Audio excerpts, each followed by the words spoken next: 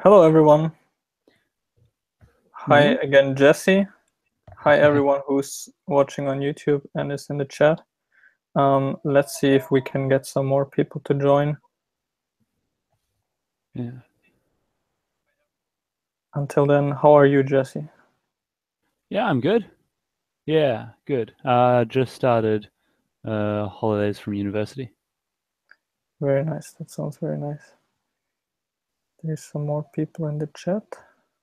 Hmm.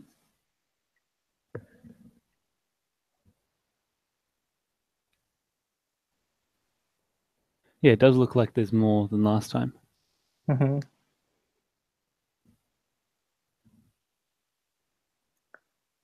Again, let me know because I'm not quite sure how the interface work, you watchers on YouTube. Do you right now see only me, or do you also see Jesse? And if yes, do you see his name? I think what it is when I start speaking, the whole screen replaces with my avatar. Yeah, but it doesn't even show your name. Ah, okay.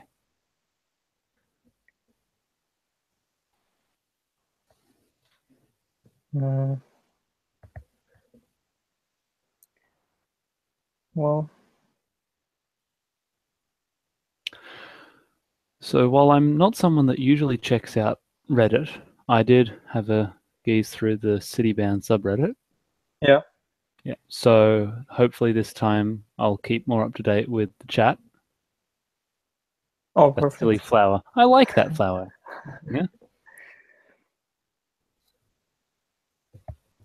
I also saw that someone had started making a Citybound Wikipedia page. Yeah, I was kind of conflicted about that. Of course, first it made me very happy. On the other hand, I feel like it's quite early to claim any kind of how is it called, notability Uh-huh. for Citybound. So I don't know what happened to the article. Maybe no one even noticed it, but of I just went and course. added 2,000 words to it, so yeah, there's Oh, wow, definitely more of it. nice. Then I have to check it out again. You just silently did so, or what?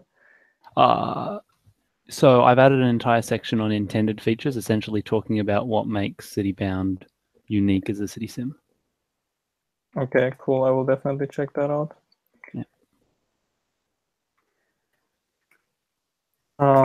I would just check actually if there's any other patrons in the chat who would join, but maybe they're in a lower tier because it would be nice to have a couple more people. Yeah. Well, Inga's saying that she just couldn't find a microphone. Yeah, that's too bad.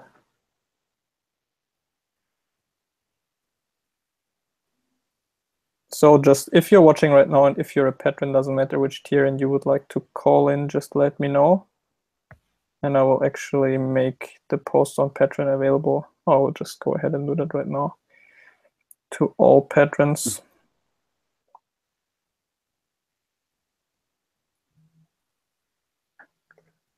Because maybe I'm being a little bit too restrictive with this rule. Perhaps. Although you did give people a lot more notice this time, so hopefully more Yeah, people will but show up. still, I'm not sure if I explained the process well enough. Like I put there the link to the YouTube page, but like I think not a lot of people know about this Hangouts on Air thing. Yeah. So I don't know. Do you have something that you? Oh, I would actually start with the question of Inge because she's Mm. apparently one of the people who's been looking at my time tracking, which I use Mhm. more and more. And I put there lately that I've been working on something pretty abstract sounding concept for a spatial map. And this is about something that I'm working on right now that is necessary to integrate the economy with the rest of the game. Mhm. For example, right now I'm working on placing buildings, and just as a simple approximation, I would first like to place them just wherever there's no road and no other building. Mhm. And the thing is that for quite simple sounding things like that, I always try to keep in mind that I have to scale to huge cities. And I, even though that's maybe a little bit of premature optimization, but I want to get the code at least roughly capable of scaling really huge, and that's why currently I'm thinking about how to organize basically lots of tiny pieces in space, like pieces of road, pieces of buildings, so I then can then efficiently query, is there still space here, without Absolutely, needing to yeah. check all the existing geometry. And since So hopefully when there will be quite a lot of roads and quite a lot of buildings, there is actually a huge amount of geometry. So, but I found something that I'm quite happy with, and now I need to implement it. That's good. So when you say like finding space for a building, is that the physical building, or are you also creating a lot that the building sits on? Right now it's the physical building. The next step would be to actually, which ties in with zoning, would be to do proper zoning and then take one chunk of zoning and subdivide that into lots, and then the building is placed in there. But because I didn't want to like write the whole thing just to get the economy going, I'm kind of doing the more simple version right now. Although I do remember the early architectural prototypes where you made like an entire 200-kilometer square city of pure buildings, or like the week to Alpha episode 5 where you were showing off zoning systems. Didn't you have some sort of similar spatial map back then? No, not at all. Basically, there was just every time I created a new zone, I had to intersect it with all the existing zones and all the existing roads, and it worked because there was not that much on the screen yet. But yeah, it was more about to get the user interface right. So Herbstein is asking in the chat if BVHEs are applicable for the spatial map, and I think that means bounding volume hierarchies. And what I'm trying to do now is something very similar to that. I will use an R tree, which, and now it gets pretty nerdy, but that's basically a tree of bounding boxes where you take, for example, each road piece and approximate it by its rectangular bounding box, and then you group them together into a bigger bounding box, and you basically build a huge hierarchy or a huge tree of all the objects that you have in the world like this. And then if you want to check a new object for intersection with anything, you can very quickly cull out all the objects except the ones that might possibly intersect. And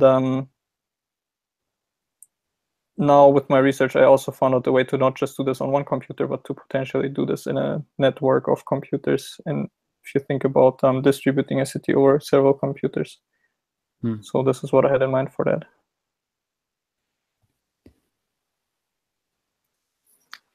It's quite sad that Jesse seems to be the only one to have figured out how to join the call. So if you're watching and you're a patron, or you feel like you're a patron and you would like to join the call, you have a working microphone at least, please check on Patreon. There should be a post which you should see. And then you can join as a caller. That also applies to you, Schraubeden. Maybe we're just too early. People are slowly joining. Yeah, maybe. Ian is asking a good question. Does that mean that if it's entirely cloud-based computation, do you need an entire network, or do you need a constant network connection to run the game at all? Yeah, that's the obvious question after all of the SimCity debacle experience of required cloud, which turned out to be not required at all. So my goal is to make the game run really well on just one laptop, to have pretty big cities, but then to allow scaling pretty much linearly with any additional computers that you add, where these computers might actually be other computers just in your local network. Or, and then that's of course the more elaborate option, to have to have cloud servers where you could have your city running, which you could even like connect to and then disconnect, and they will continue to run as a service basically. But it would definitely be an option. Yeah, so I guess that would require some sort of subscription model. Exactly. And like Nate Imperato says, that online play is fine as long as the real purpose behind it, and the real purpose would actually be several things. First, you can have bigger cities because you could actually connect some quite powerful servers and use them for some time. And the second one is hopefully collaborative multiplayer on one city. So, okay, Schraubeden prefers to write. OB Cinemas is asking about, is the web viewer still going to be built? If so, will you use WebAssembly when it matches? Right now, I basically a year ago decided that I won't build it for the web because JavaScript just doesn't cut it. So now I'm writing it natively in Rust. Of course, WebAssembly looks very attractive. And just at some point in the future, I will have to check out how easy it will be to compile the Rust that is written into WebAssembly, and how much of the graphics especially will still work with WebGL.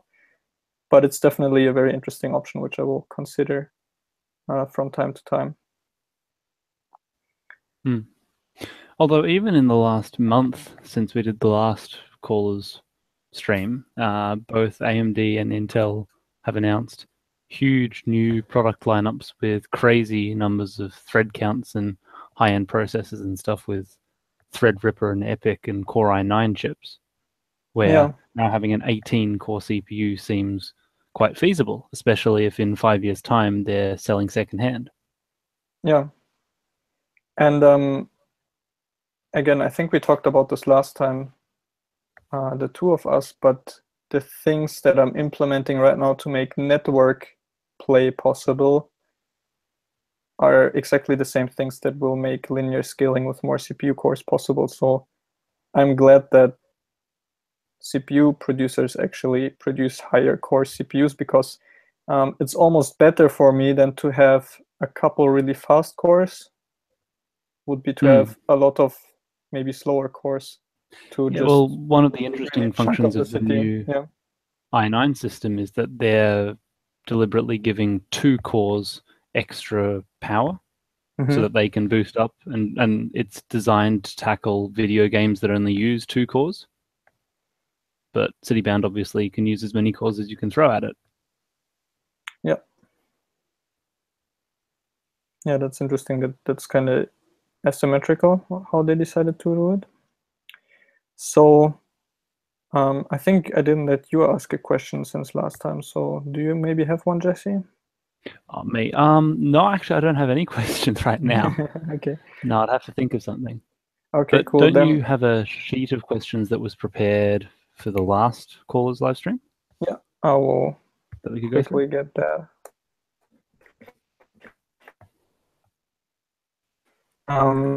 What I remember, one of the, what does a typical every single day is different for me. I now try to apply a system which I learned in the book Deep Work, which I can really recommend, where you actually sit down and plan each day hour by hour, and this has helped me to actually get out a little more time for Citybound. Let me just find the Google Docs with the detailed question. So it's pretty random. Like I might have an hour in the morning for Citybound, an hour in the afternoon. Some days I don't have time at all. Some days I have a lot of time for Citybound. Just the time itself can also be quite different. Sometimes there's like a day where I just spent thinking about Citybound, not writing a single line of code. Then there's another day where everything is pretty clear and I just need to write down code. And it can feel very different, and there's very different kinds of difficulties. Okay, so here to are the answer text. Obi's question in the chat, is the goal to run on today's laptop or tomorrow's laptop? The answer is definitely tomorrow's laptop, because what Citybound won't be finished for several years, and so tomorrow's laptop will be today's laptop. But even in several years' time, it may need to be a very high-end computer to run something that's as complicated as you want it to make. On the one hand, yes, you're right. On the other hand, I would really like to kind of drop this AAA or AAA concept of minimum spec that you need. Oh, absolutely. Yeah, I think it's not helpful at all. So I definitely want to target today's laptop because I'm actually developing it on a today's laptop and I want to get the most out of it as possible, but building it in a way that it will benefit from tomorrow's laptop. Like, well, I for guess example, by the time processor generations. Yeah. I guess by the time that the game is finished, today's laptop will be yesterday's laptop and will be the minimum spec. Yeah, exactly. So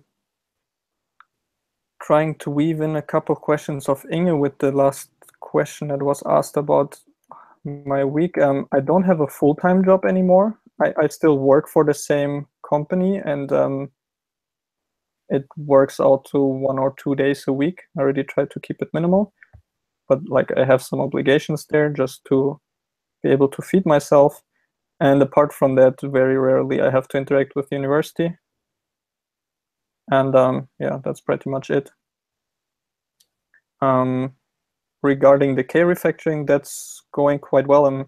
I want to tell a little story about that because I always have to balance adding new features versus realizing how the architecture of the engine, for example, needs to change, or how it could be simplified, because both are necessary, but I only have limited time, obviously. And I try to always switch a little bit in between the two. And I would say that one big thing which I learned was that when I see how something could be simplified, to not follow my urge and sit down and just rewrite everything so it looks nicer, because the code base is now still quite small, but big enough that this takes quite some time. So instead, I try to think about like what is the smallest step to get towards the ideal architecture that already brings some benefit with it, and then just do just this step and then continue again with implementing new features or new gameplay. So yeah, this is how I kind of try to balance the two.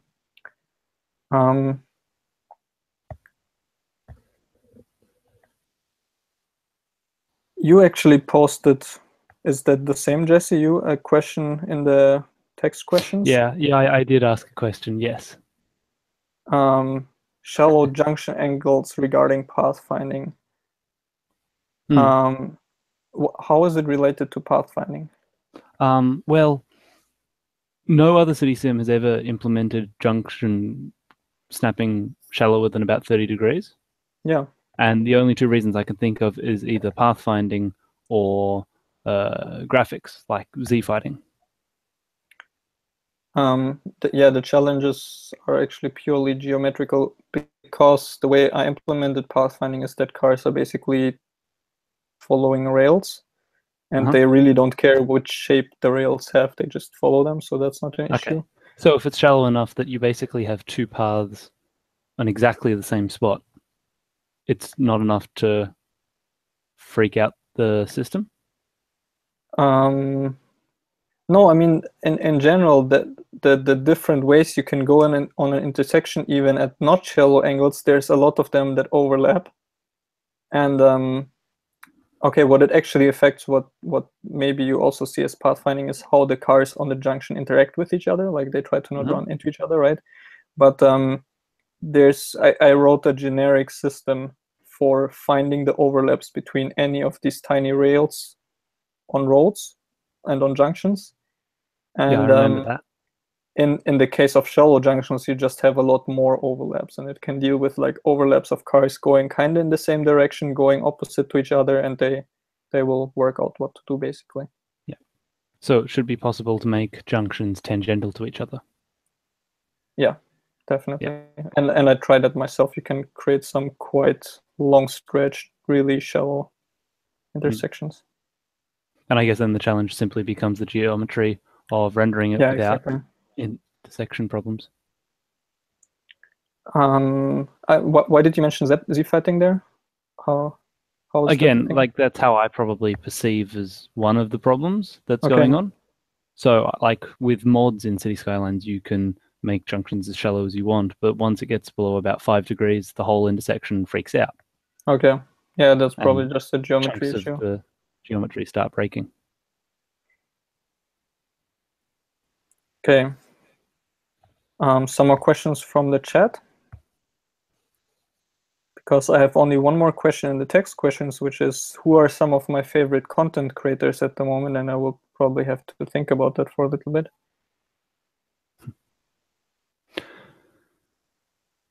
Okay, here's a question. Is the economy prototype in sufficient enough a state that you could demonstrate it for us? No, not yet, definitely, because I'm still working at just integrating the core system with the existing gameplay, so with traffic.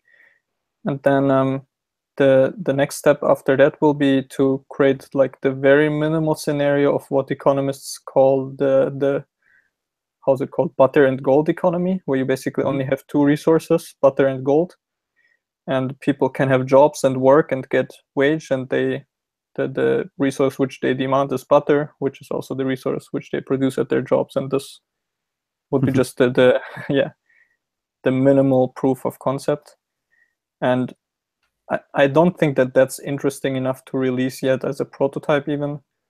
So I will try from that to get as quickly as possible towards what I already in the past called the rural town scenario, where you have kind of all the things that you would expect in an American rural town, like farms, of course,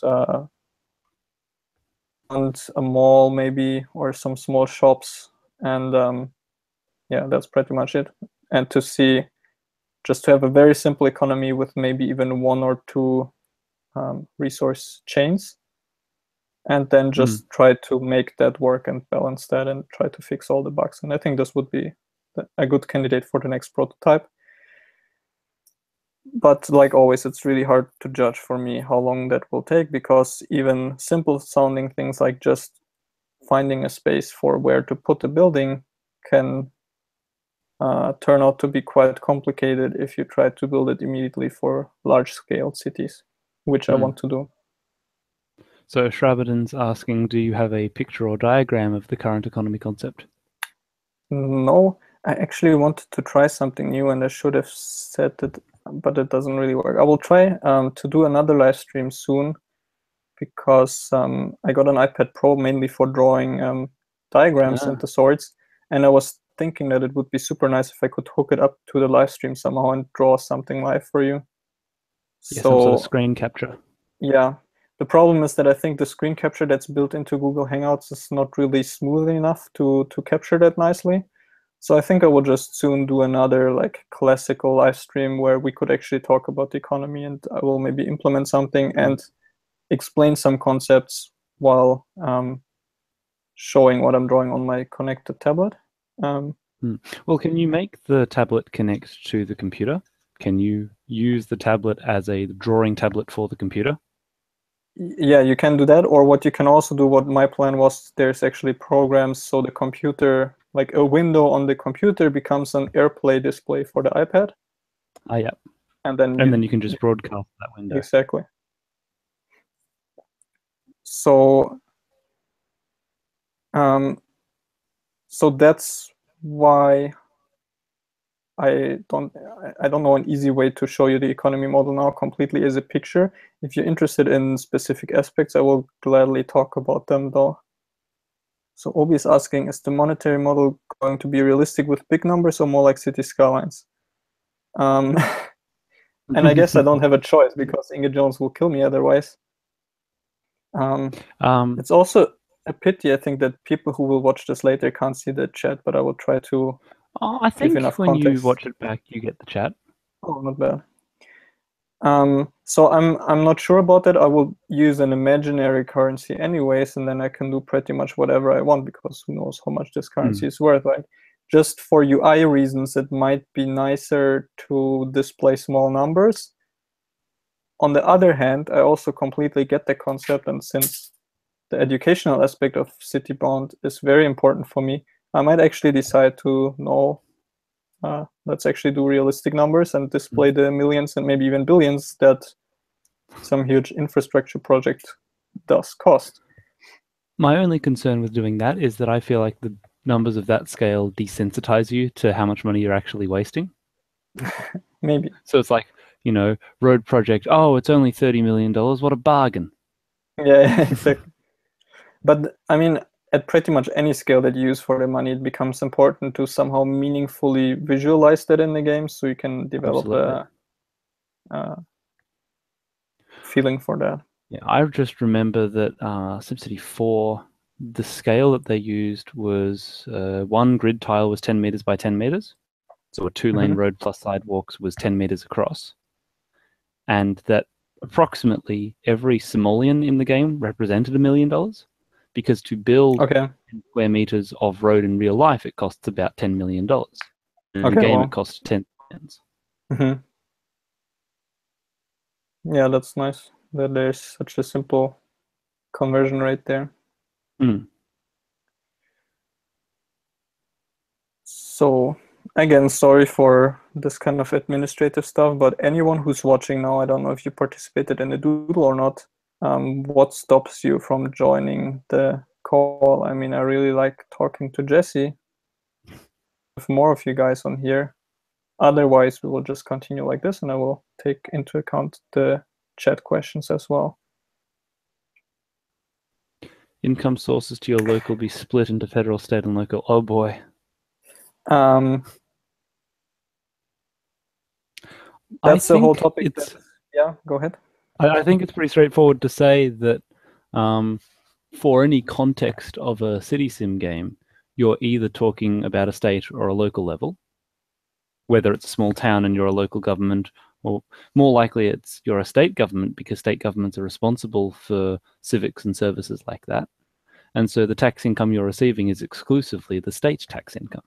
Sure. So in this imaginary world, federal and local taxes have already been separated, and the income you receive is exclusively the state income. Yeah, that's how I would expect it to work as well. Or to ask the other way around, like, Obi, how would that make a difference? Like, why would you care about the income sources, or how would they vary? I assume that, for example, you could have scenarios like your city is doing quite bad, but you can still rely on like a fixed amount from the federal level or something like that. Well, there's an interesting idea. Yeah, you could have situations in the game, basically like a bailout, where if your city's doing terribly, you get a grant from federal government of, say, $2 million. Which might then be attached with a lot of conditions of what exactly you need to do. Exactly, that you have to cut tax revenue by 5% or something like that. Yeah, Inge is right that we're talking about gameplay. Well, the engine is still not there at all, pretty much, except traffic. But I don't think it makes sense to talk about the engine, and it definitely helps a huge deal to try to imagine the gameplay together. Just because the collection of all of these thoughts and ideas will be what I end up doing. In Australia, states receive funding for specific projects, like a new rail line from the federal government. Yeah, that's correct. There we raise an interesting point, and I don't know how many people saw my call with Amar, the Norwegian city planner. Oh, I meant to get around to watching that. It's really interesting, and he's really interesting, and I'm actually talking more and more to him just because his perspective is really interesting to me, since he deals with city planning on a day-to-day level. And one of his biggest suggestions for Citybound so far has been to the levels of planning more realistically, where big projects like a new rail line is actually more like a regional thing that affects several municipalities, where you get a grant from the government and so on. And it would be nice to somehow properly represent this in gameplay. So, I mean, I guess you could have a scenario where you have a city, and whether you like it or not, the federal government's going to build this railway line straight through the center, and you have to accommodate that. Yeah, exactly. You might have some choice over where exactly it goes through your city, but there's no choice about whether to have it or not. I don't know how many people know this game, but it's actually my second biggest inspiration apart from the SimCity series. It's called A-Train. It's a Japanese transport tycoon simulation. But I only know the really old one, which still had isometric pixel graphics, and I loved it as a child.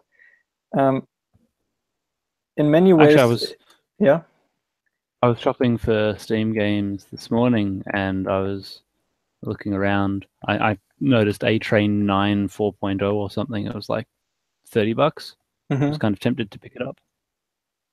Okay, I don't know at all how the newer ones are, but the old one captured one thing really well for me that I really want to replicate with Citybound, which is the feeling of like limited control over the infrastructure which you're building. but then this surprising, really, really organic growth of the city as a reaction that you feel you have a little bit of control over, but you just have to see what will actually happen. And I loved so much this moment every time like a new building popped up or an existing building became bigger because of the infrastructure decisions which I took. And in this game, kind of the end state almost is that the government decides to build a bullet train line to your city.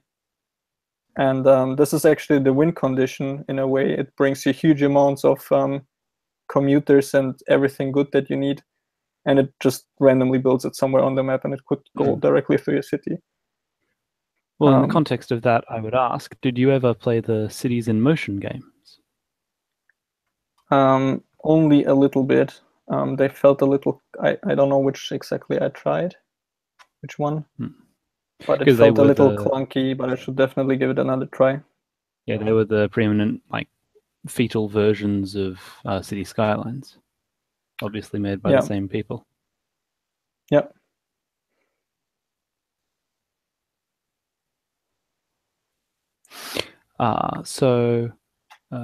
Obi was asking, well, what about Open Transport Tycoon Deluxe, or like Chris Sawyer's Locomotion, the sequel? Have you had any exposure to those games? I don't know Locomotion, and I only know Open Transport Tycoon from Let's Plays. But they are fundamentally different to A-Train, I guess. Yeah, definitely. They focus a lot more on the infrastructure, or this is how it feels like, and it's more like it feels more like it's about carrying resources around as efficiently as possible. Yeah, it's all about the supply chain. Yeah.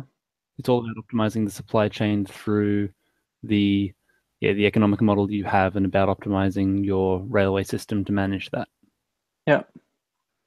So as someone who's like seen it but is not really familiar with it, what are like the most important getaways or learnings from the game?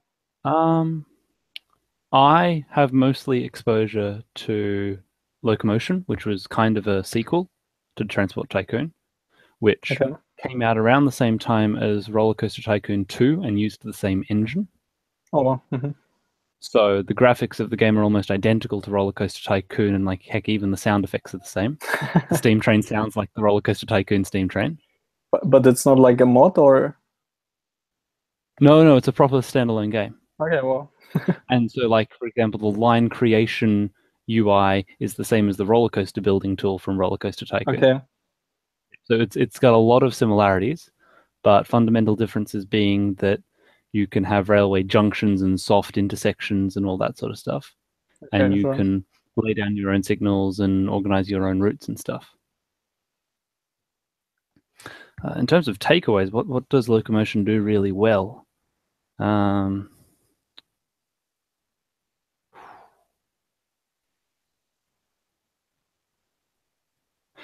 For a game where you're managing a train system, it was very good to have a granular control over the vehicles that you constructed your train out of. So you'd put together your own locomotive and cars and whatever. And not just length of the train, but actual type of cars? Yeah, exactly. Okay. And so you could have a multi-purpose train. Okay. Yeah, then it seems similar to the impression that I got from Open Transport Tycoon, where it's really about this micromanagement and making each single train as efficient as possible. And yeah, absolutely. What is the kind of feeling that you get of the game, or like what's the most fun about it, to ask in a stupid way, maybe? Well, I just like trains. Okay. So that's fair always enough. Good. And I mean, it does feel like a slightly grittier version of Roller Coaster Tycoon. The textures are more muted and dull, and you get more freedoms in the game over Roller Coaster Tycoon. In terms of the lines can intersect and interact with each other rather than being exclusive loops. Okay.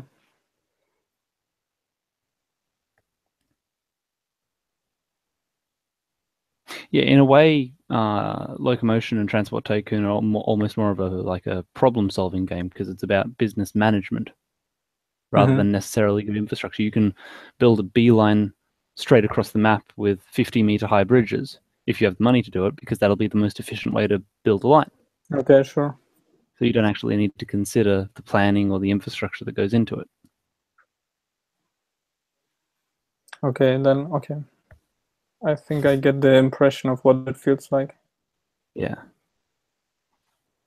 I think since we kind of arrived at it now, I think Roller Coaster Tycoon is also kind of an inspiration for me in how much it makes you care about the visitors to your park in a way. Oh, yes. I said many times that it's a goal for me that you really care about the citizens in Citybound. One requirement for that is, of course, that they are actually unique and have unique needs and like a meaningful life. And even when you get into the millions of them, you could still look at a couple select ones and learn something about the whole neighborhood or about people with a similar fate by really looking what they do.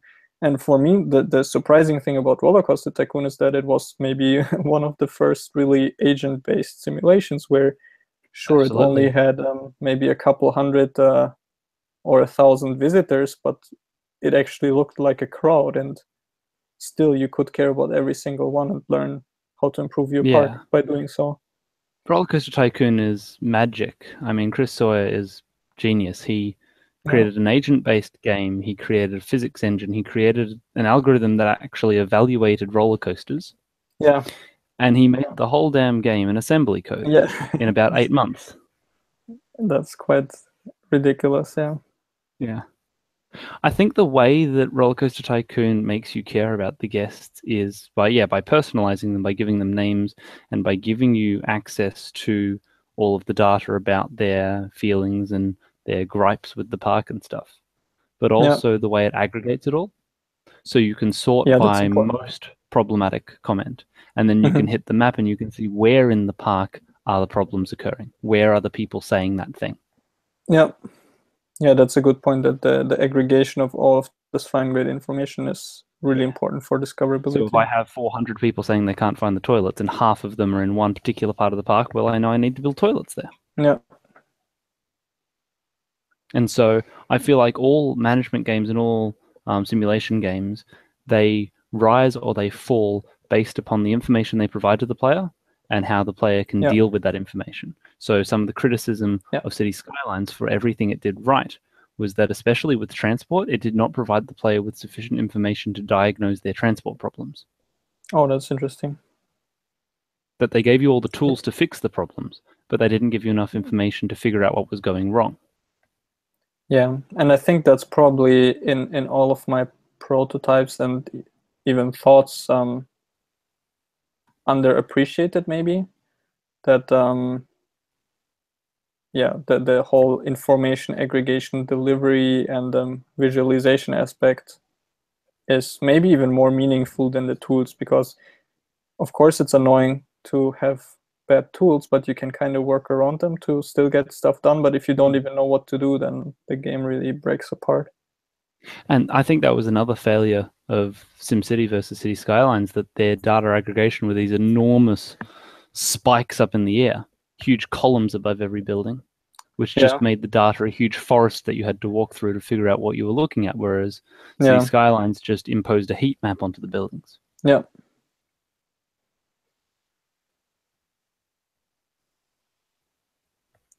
Okay, so maybe some people in the chat feel inspired by some of these topics. By the way, I really appreciated that you also had a look at the live chat and even reminded me of some of the questions. That's okay.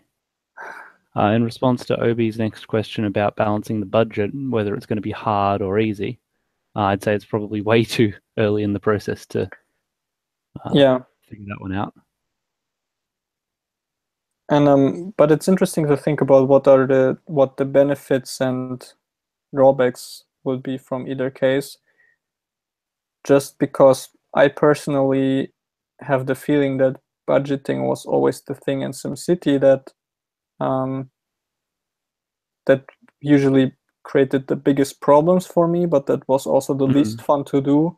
I personally just tend to say that no, Citybound is actually more about the like geometric planning and the layout of your city, and to make that efficient and to create a good city in this way by basically assigning what should be where and how it's connected. And of course, budgeting is a part of that, but it's not a central thing. But then again, maybe the budgeting in SimCity was just again a case for me where I was not presented with enough information to make decisions, because of course there's plenty of very interesting decisions to make about budgeting. So I'm trying to be kind of strict there with myself and not just follow what seems to be my taste, but actually think about how can budgeting become understandable and interesting and important to the game. So if anyone has any input on that, I would love to hear it. Well, I remember, because I played SimCity 4 as a very young age, the first time I got a stable budget in my city, it was like I'd conquered the world. Yeah.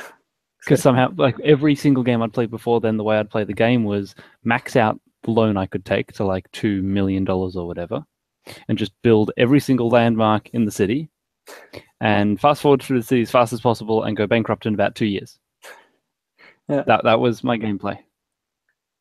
Well, I'm glad to find another fellow when I kid. figured out how to crack the economic code. Yeah. I felt, that was amazing. And I feel like SimCity ultimately taught me more about economics than economics class. Yeah, definitely. You mean at school, or where did you have economics class? Oh yeah, at school. Yeah. Okay. Yeah. Yeah, I wanted to say it's nice to meet a fellow kid who was exposed to SimCity probably way too early. Too early for their own good. SimCity 4 was the very first thing I Googled. Oh, well, that's an interesting. So back in like 2004, 2005, my older brother was showing me this newfangled thing called Google. And he said, it can show anything you want it to show. And I said, can it show SimCity as a challenge? Uh-huh. And it could even show SimCity. Wow. What a remarkable search engine.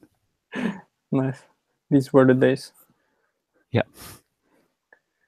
So let me look through chat. Yeah, Martin, you can check out the traffic prototype if you want to get a really early, just something that you can try. Apart from that, I'm afraid there's not much to show yet. You can also look at the older YouTube videos of like the prototypes, which I did back in JavaScript, to see some of my ideas about how I want to do zoning. Yeah, and the interfaces for that. So yes, it does work on Mac. All my releases are for all 3 platforms. So Inge just randomly says that she hates City Skylines. Fair enough. City Skylines was too easy. You had to try to make your budget fail in City Skylines. Okay. That's what I mean. I mean, maybe they had similar thoughts to me, and then they overcorrected in the other direction. I feel like it might also come down to the complexity of the budget. City Skylines was almost exclusively just tax brackets. Okay. The only thing that you could control in your budget was how much you're taxing businesses, homes, factories, offices. And all the expenses were fixed. Yeah, and automatic. Okay. And like you had a slider as to how many buses you wanted to put on the bus route. But that was kind of a fixed cost. Whereas with SimCity, you had the very granular tax brackets for every wealth level in every Oh, you don't even have that? You might have that in City Skylines, but then you had the ordinances, and you had like the utilities panel, and you had like loans and all these other factors, and it was very granular, and they had laid it out like it was a budgeting spreadsheet. So you were actually presented with a budget rather than just a UI panel that you could control. Yeah, and I think, or at least I feel like I remember that in order to effectively play it, you actually needed to make use of all of this, especially like the different tax brackets for different income classes. Absolutely, yeah. And I remember going through the like how to make a sustainable economic city tutorial, which was basically a lesson in austerity. Yeah. They don't need schools. They don't need fire stations. Yeah, this You can just build the exactly. population up to about 30,000 and, they'll all burn down because there's no fire stations. I think this was also exactly like at some point I realized that I really don't get how economy works in this game. So let's sit down and play exactly this tutorial which you're talking about. And it was also like, wait, I have way too much empathy for these people. Like, if I just don't build all of the stuff which you need every day, it's super easy to build a city. And like you said, they will burn, but my budget looks Yeah. good. Well, it was my realization that, like, does a town of 10,000 people really need a gigantic hospital and a gigantic school and Sure. like two plazas in the center of the city and stuff? But there, and maybe that's a good example of two things. First, displaying information, and second, maybe the limits of the approximation of a real city that it had. First, about displaying information, when I look at the individual people, it looks like they actually want a huge hospital and they want a huge school and everything. Um, on the other hand, the city is most likely completely isolated on its block. Okay, maybe you have a region, but I don't think they could even use schools of other cities. I'm not sure. But Yeah, no, yeah, you couldn't.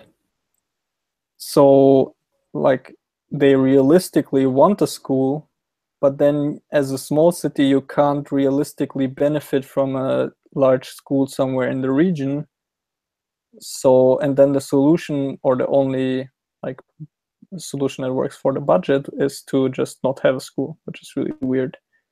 So this is kind of the feeling that it left me with. Yeah. I'm starting to understand that Inga's not pet peeve, but proper peeve is timescales. She doesn't Yeah. even like Roller Coaster Tycoon. Oh, Roller Coaster Tycoon World. Okay, that's forgivable. Okay. I didn't even hear about Roller Coaster Tycoon World. Oh, it's an abomination. Is It's it Atari like going out of just business. someone? Oh yeah. Okay. Is it? Yeah. Okay. Yeah, it's you heard about Planet Coaster? Yeah. Roller Coaster Tycoon World was developed simultaneously and is a fraction of a tenth of the game. That's too bad. Just Mm. like taking the brand with them as they're slowly dying, I guess. Exactly, exactly. The only thing they have going for them is the brand, and the fact that they released within the same week as Planet Coaster meant they stole a whole bunch of people who thought they were buying Planet Coaster. Oh, that's just horrible.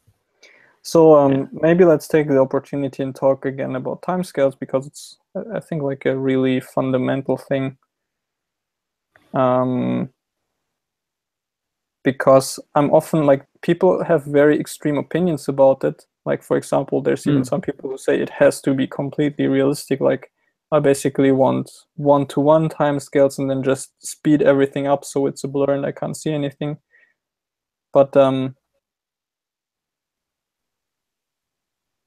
like I explained, from time to time in Citybound, I want to have it layered, so you can at the same Mm. time see one day in like maybe 20 minutes of real life, but then also stuff that would usually take a year, like constructing a larger building or something like that. Yeah.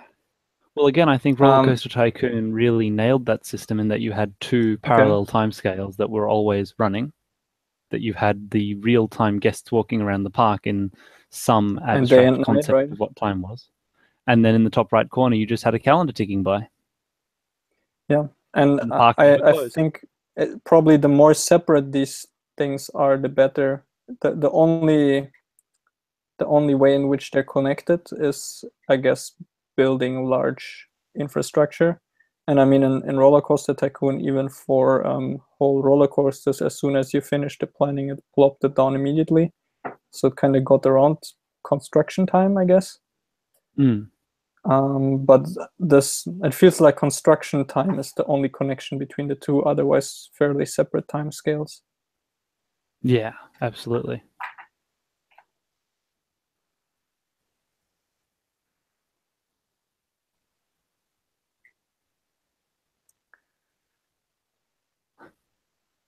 So apparently, during the summer sale, Roller Coaster Tycoon World was $5 on sale, while Mhm. Planet Coaster was 40, Well, showing the different value of the games.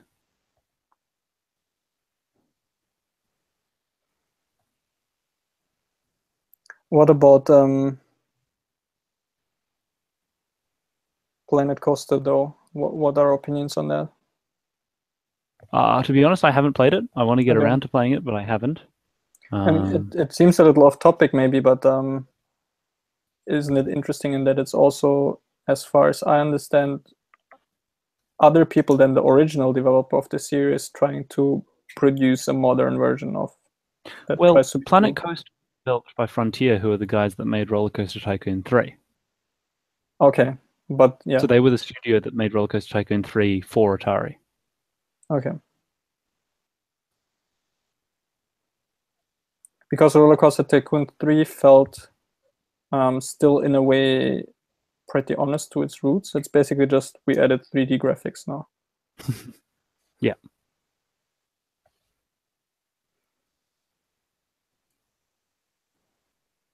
Okay, Inge says that apparently the tools are fiddly, maybe. If you get the hang of them, I think they're pretty forgiving. They're definitely incredibly powerful tools that you can use in Planet Coaster. Okay. I Putting will need together to check pieces. them out. Because I think any kind of game where you assemble complicated plans of pretty much anything can be a great inspiration. Yeah. And Planet Coaster's greatest strength is that anyone from the greatest, most experienced builder down to the simplest noob can assemble something that looks reasonably decent in a reasonably short period of time. Cool. And of course, the expert will take 10 hours on one tiny building. Sure, but yeah. So they have like these building blueprints, and in which you lay down individual architectural pieces to construct your piece of scenery or whatever. I will definitely need to check that out then. So Chokma just joined the live stream. I don't know if you're prepared, but do you have any question for us at this point? And by the way, I think let's do this thing which I always did on live streams. I think the delay between chat and live is pretty low. It definitely feels like it's slow between Jesse and me. Yeah. So let's do this thing where I count to 3 and then I clap and you just spam in the chat when I clap, okay? Ready? 1, 2, 3. 1, 2, 3, 4, 5, 6, 7, 8. Okay. 10 seconds. Not too bad. Okay.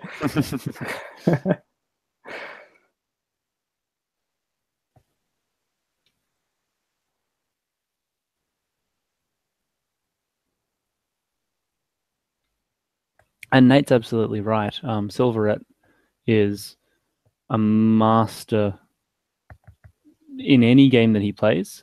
He's mainly active in City Skylines and Planet Coaster, and he is the force to be reckoned with when it comes to Planet Coaster creations. But he's also done a couple of fantastic City Skylines series. His first one being designing a Dutch city using Dutch city planning theory.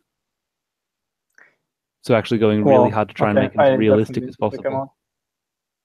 Cool, that sounds really amazing. Because I think we brought it up last time. I really love to watch, or maybe not us, I really love to watch Let's Plays for inspiration, because you kind of get to, at the same time, be the player, but also step out and observe what's happening between the game and the player. And in addition, there's just really awesome people whose play style is really interesting. So yeah.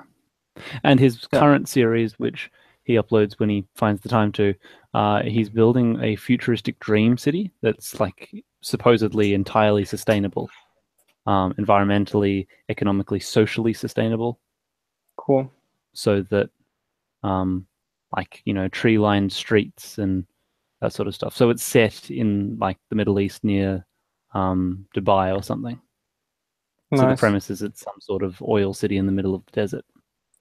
And like what I always love is when Let's Players start really hardcore role playing like this is first that it's possible even in a game that doesn't really cater to it, but how much more awesome would it be if he sets his goal, or she, I don't know, as like let's build a sustainable city with tree-lined roads, and then these tree line roads actually have a really positive effect, or just and I don't think there need to be that many complicated systems in the game. Just that everything that exists in the game, even stuff that you might think is decorative only, should have some effect. Or otherwise it doesn't really have a purpose in the game. Like I don't think that purely aesthetical stuff makes a lot of sense for Citybound, for example. And I would hope that at some point down the line, in like number 117 on the to-do list, would be to add a concept of like maintenance to your infrastructure. Yeah. That you would get potholes and cracks in your road. And like, I think this is actually something where, sorry if I interrupt you, but no, that's fine, go. I think that's something where it can be pretty simple in the beginning without a lot of micromanagement, but which actually ties in closely with budgeting, and this could be an interesting visual feedback for budgeting. Absolutely, like in SimCity, where you adjust the road budget by $1 and your transport advisor freaks out at you. He did not like losing his money. Yeah. If it was anything other than 100%, he was furious. Yeah. All the advisors in the earlier SimCities were one of my favorite things as well. Like it added so much character. Yeah. Absolutely. And the new like City Skylines and the new SimCity, they lost those advisors. So you lost. So you no longer had anyone telling you or giving you advice on what to do. You were sitting in the city alone trying to solve your own problems. Yeah, that's also interesting. So Inge asked, and Sherpy is not a substitute for that. Yeah, that's true, of course. Inge Jones asked, in real life, do people actually do better because their road has trees? Maybe not in the simplistic, like I'm walking along a road with trees kind of way. But I don't know, maybe even that, because I like better to walk along a road with trees. Well, in the context of Silver City that he was building, it was in the middle of the desert, and so the trees provided shade and reduced the temperature of the city. Yeah, I mean, there it's even something extraordinary. But what I wanted to say is that it's even more important, I think, for location choice. Like, okay, you don't care that right now you're walking along a tree-lined road, but if you're looking for a flat, you would probably prefer the one in the tree-lined road to an otherwise equal flat.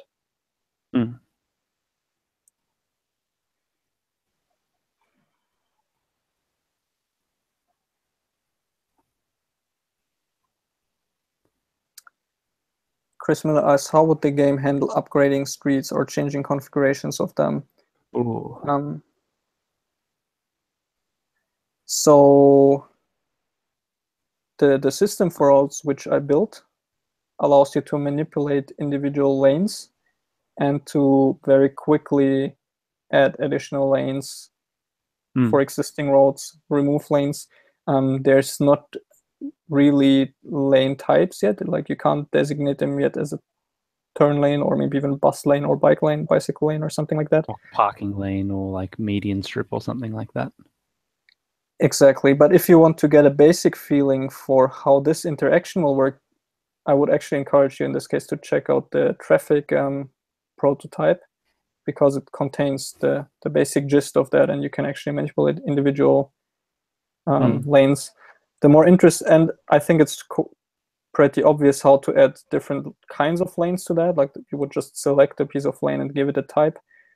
But a more interesting question is, how do you maybe pick up a road style that you like in one part of your city and then quickly apply it to another road? Because I think that's something that's needed quite often. I think you'd need an eyedropper tool.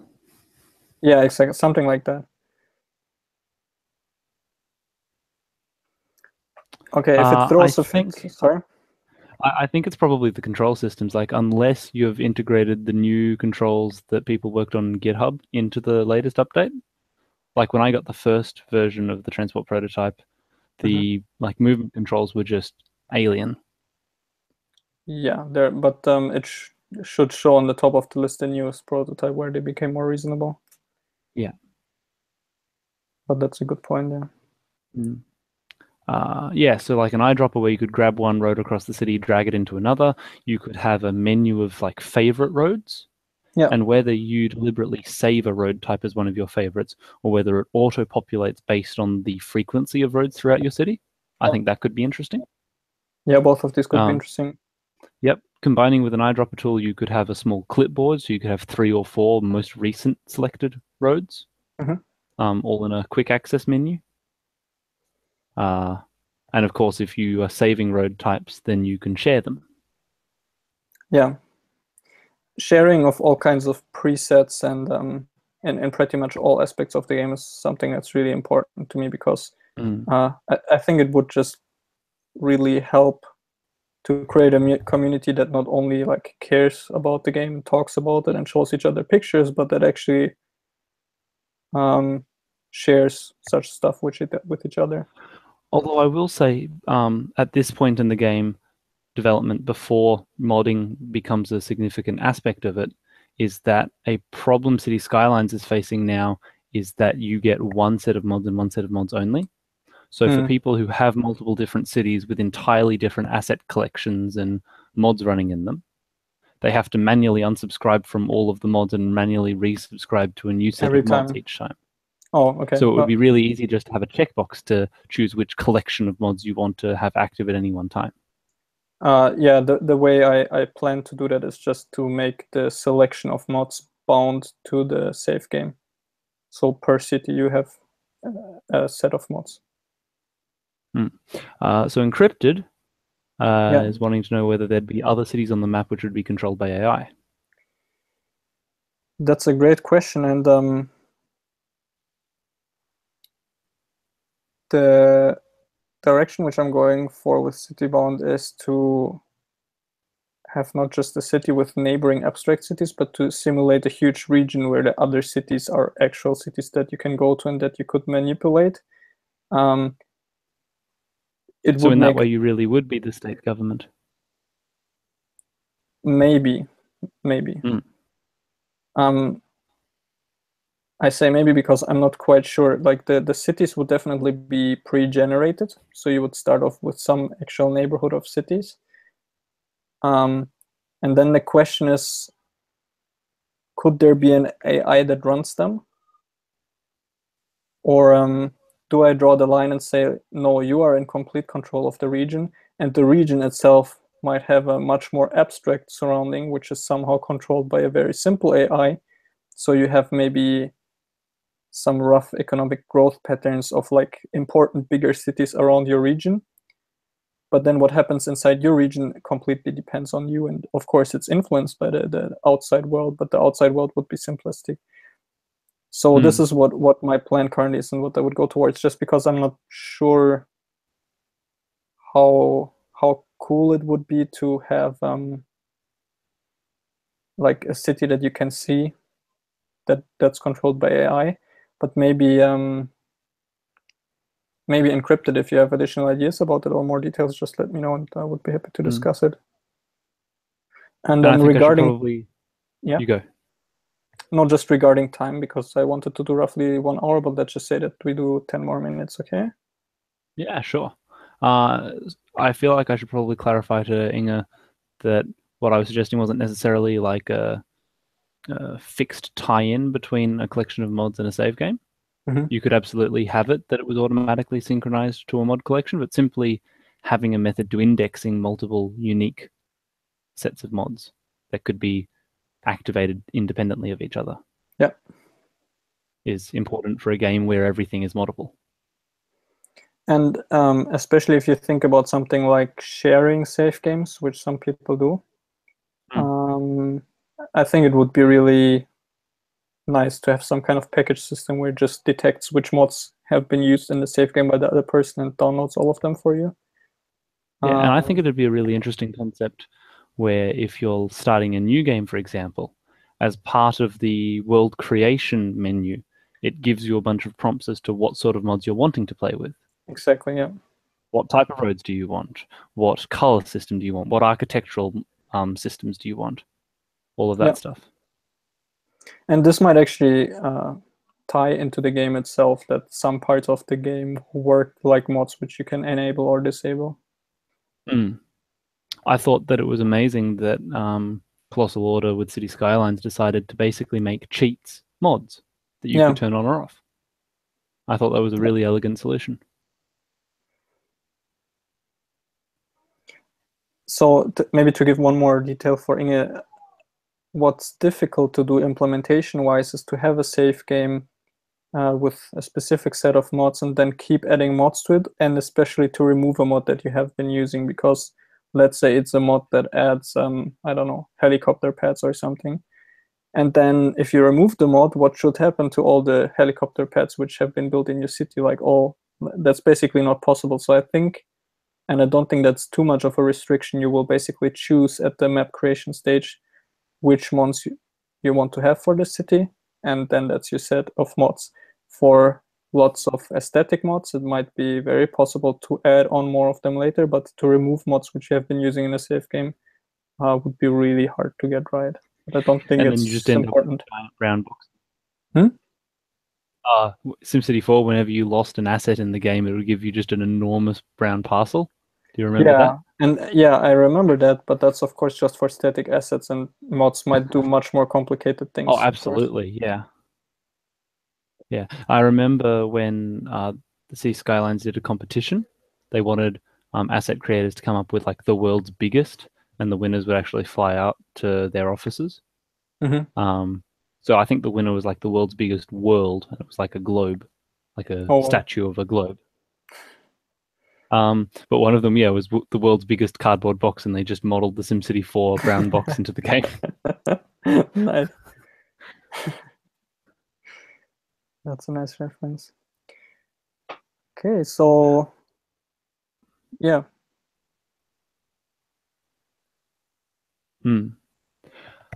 Returning to Chris Miller's question previously about roads, he had a number of things that he mentioned. One of them was about upgrading roads. Yeah. And so you have the planning mode, which would be useful for planning like a new intersection or a new part of the city.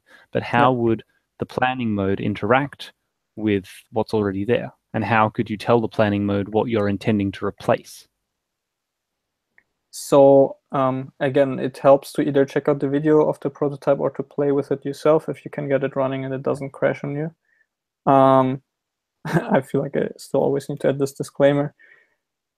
And you can see that you can interact with an existing road as if it was a plan already, and you can start to modify it in the plan, and you kind of see overlaid the real road and then the changes that you're planning to do towards it.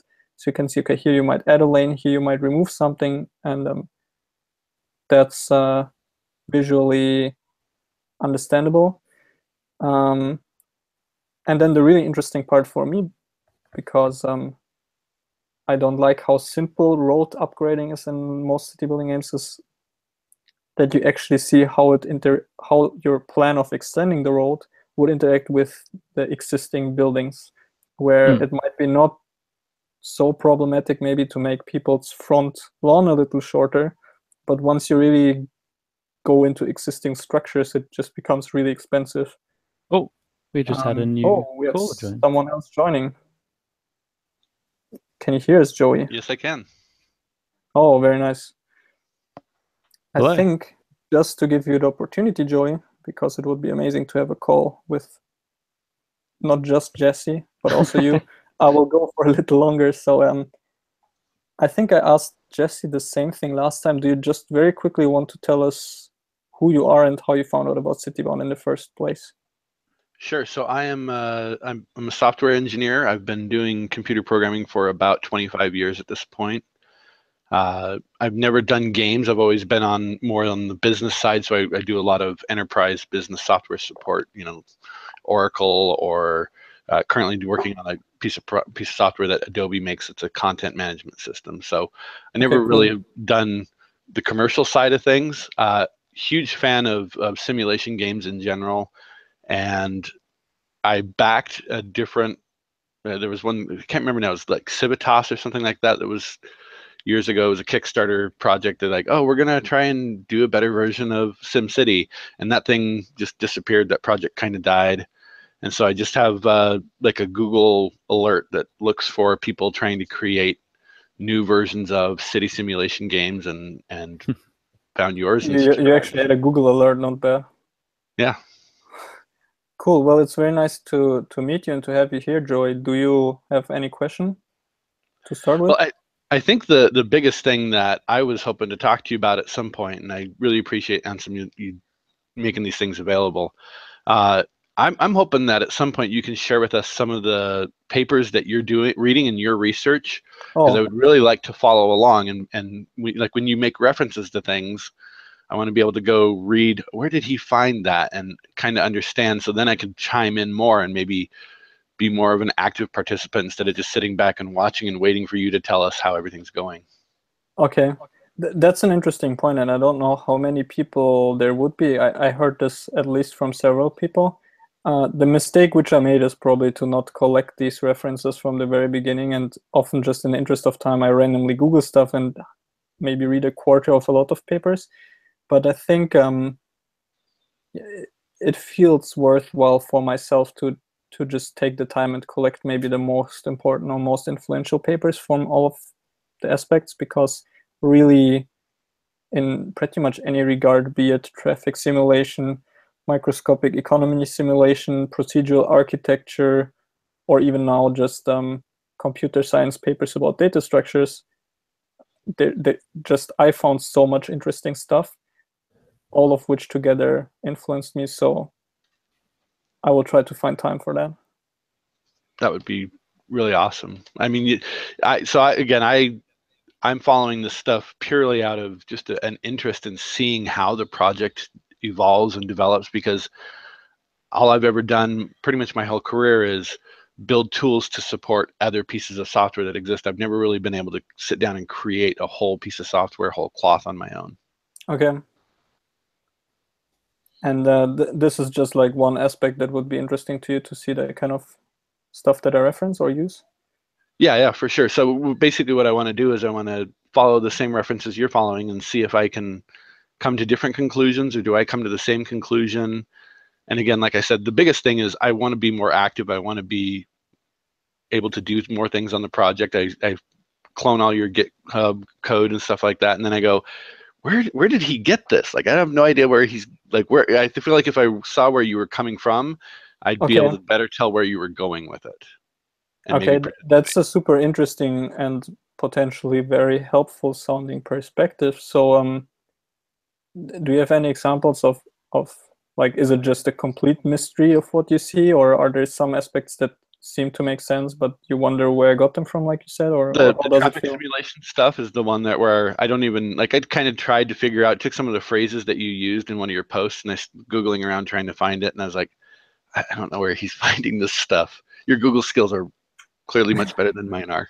The problem is that I just spend a lot of time Googling, and I read like hundreds of papers, and what I end up doing is like a mix of all of them, You're plus kind of like a little bit synthesizing. of own ideas. So it's really hard to track down for myself even, or there is not even like the one paper where I got the idea from. Um, and often it even happens that I see like, oh, these people are doing this given these constraints, but since my constraints are completely different, let's try to do the opposite, maybe even. Sure. But I mean, I've seen people contribute on Git now on maybe the I don't want to say superficial things or surface things, but the things that are the most independent from the actual like innovative parts of the game, just because they are the most graspable. Like, for example, several guys contributed a lot on the input system for capturing input. Another guy is thinking really hard and well about how to make a nice interface for mods. And these are really generic and they don't depend on what exactly Citybound does internally. But I would love to make what actually constitutes the game and the engine much more approachable. So I don't really know how to achieve that other than giving references and, of course, documenting it a lot better. But since you said you would like to be more active, if you imagine that there would be good documentation, for example, what would you like? Oh, that's a good question. I hadn't spent that much time thinking about it, because again, I was kind of in the back of my mind was, well, I need to see where he's getting his stuff from, and kind of, I guess the thing is, we need to see, all of us on the project that want to participate, we need to understand more where you're going to, like what is the big piece you're working on. So like sometimes when you write, you're very abstract and kind of high level with what it is that you're working on, and instead of you say, look, there's this routine over here in the code that is where we're going to have the decision making process, and like tying your commits, pulling the commit ID into the log that you're writing. So you're like, here's the commit that I made, where now I'm talking about what went into this commit, so we can actually cross-link between the two, say, oh, when he's writing about this, here's the Rust code that evolved from that thought process. Okay, that sounds it sounds difficult, but definitely worthwhile, even for myself to just understand, because I mean, in general, the whole development process feels incredibly ad hoc and improvised and chaotic for myself. Sure. So I'm glad that at least I'm still on top of what I'm trying to do most of the time. But okay, let me think about this for a while, because I think it's something really important to get right, to not just have people like you interested, but actually be able to do something cool. So maybe to rephrase my question, in the perfect dream situation, what would you love to like build for Citybound? Or let's imagine you would try to build some kind of mod. What would you try to do, or part of the engine, Sure. or whatever you like? One of the things that most interested me about your project is the traffic simulation stuff, because for years I've been following these researchers, and I wish I had the link to it handy that I could share with you guys, but maybe I can put it out on the Reddit or something. Sure. The people who are working on completely automating traffic flow, especially at intersections, and making it so that in the real world, as I'm driving my car, I get a ticket, and that ticket tells me you have to hit the intersection at 37 miles per hour between this 30-second window. And if you do that, we can get rid of stoplights completely. And traffic just continuously flows through all intersections all the time. And so I would love to be able to model in software some of the research that those guys are doing on that, and say, okay, in Citybound, we're going to have a mod here that gets rid of all traffic lights, a continuous traffic flow mod, and see if that actually, like, have people playing the game, then proving out that concept, and maybe even someday improving applications for the real world, where we say we have millions of people running these simulations for us effectively. To them, they're just playing a video game and enjoying it, and their traffic is better because of it. But if we could then capture all that actual data, and it becomes a bunch of simulation data that could be fed back to researchers to say, how can we actually improve traffic in the real world as a result of this? That sounds indeed amazing, and I'm glad that I asked you again, because I didn't expect something like that. Like, trying out new possibilities for the real world in Citybound is something that would be one of my end goals for the game. And just as an example, creating a mod like this should be fairly simple, because you basically just need to take control over the routines that do the collision avoidance right now. Like, I tried to model basically human collision avoidance, where they have like a second reaction time and drive accordingly, that they always kind of keep a second of reaction time where they will be safe even if the car in front of them crashes. But if you just start playing around with that and add the coordination that these people suggest, you should be able to get something like that pretty quickly. So that's already a really clear example for me, where I could imagine where that should happen in the code. And then the challenge is just to make this code discoverable for you as someone who's interested in this particular aspect. Yeah, so I played with the early versions of the traffic, where we could actually build the roads and stuff like that. And I hit an issue where I kept getting, I think it may have been my Rust setup on my end, where as soon as the thing would launch, my mouse would, anytime I tried to draw a line, the mouse would jump outside the bounds of the editor, and I'd get a big red error message. And I think it was like the Rust setup that I had kept caching something that needed to not be cached, and I never got to the bottom of it and kind of put it back on the shelf because as I mentioned, I have a full-time day job. This to me is just pure hobby stuff. And so just like, I don't have time right now to get to the bottom of this. And I'm not even sure where he's going with this traffic stuff anyway yet. Again, because I was looking for where did he get the ideas? What's the basis that he's founding this stuff on? I was like, okay, I'm going to put that away until I can get a chance to sit down with him. I figured at some point I'd hit you up on Reddit or something, but now that you made this YouTube thing available, I think it works great. Cool. Maybe one last thing to end on. Since, okay, you're obviously very interested in the implementation and the possibilities. What, just because I like to hear all kinds of different perspectives, what are maybe some questions or wishes or hopes that you have for the general gameplay of Citybound? Oh, geez. I haven't spent too much time with expectations because it's so raw. I'm just trying not to build up a bunch of stuff and then be disappointed in the final product, right? But one of the things that I'm hoping evolves really well, the things that I'm the most interested in what you're doing is this idea that the agents are actually trying to emulate real world things. Like I said, going back to the traffic example, if we're actually trying to implement even very simplistic models of things in the computer game, and we can actually then capture the data of what happens in that simplistic model, that data can be used in other places, fed back to statisticians to tell them, hey, here's what happens when I model a real world. Again, very simple decision engine maybe, but after 1 million of these decisions or 1 billion of these decisions or 100 billion of these decisions, what patterns develop? And then how can we take that? So that's what I'm hoping is that what we end up with as far as a game, the modeling of it can actually be used and captured as data to draw other interesting conclusions. That doesn't sound like a game at all to me, but it sounds definitely interesting. Well, different people find different things fun, I suppose. But no, but it's one of the perspectives that I have myself for Citybound, all the serious uses that it can potentially have. So cool. Thank you very much for your perspective as well. Do any of you have maybe anything to end on, either Chad or Jesse or Joey? Nothing in particular. Yeah, I don't have anything to add. It's been great. Okay, cool.